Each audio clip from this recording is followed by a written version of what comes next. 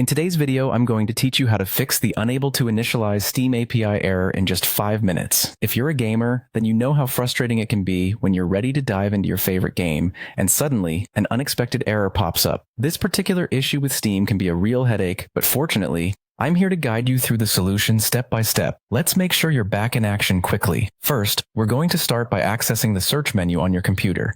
This is typically located on the taskbar at the bottom of your screen, where you usually search for apps or files. Once you have the search bar open, type in Windows Defender Firewall. This tool is crucial because it helps manage which apps have access to the internet, and sometimes it can mistakenly block Steam from connecting.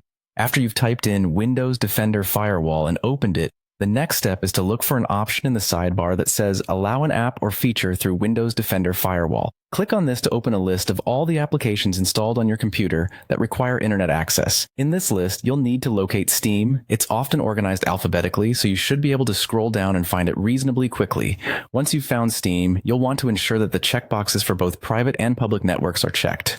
This step is critical because it ensures that Steam can communicate through your firewall regardless of whether you're connected to a home network or a public one, like at a cafe or a library. After confirming that both boxes are checked, click OK to save these settings and close the firewall window. That should wrap up everything with the firewall adjustments, clearing the path for Steam to function correctly. Now, let's move to the final step. Go back to your search bar and type in Steam. But before you simply click to open it, there's one more thing. You should right-click on the Steam icon and select Open as Administrator.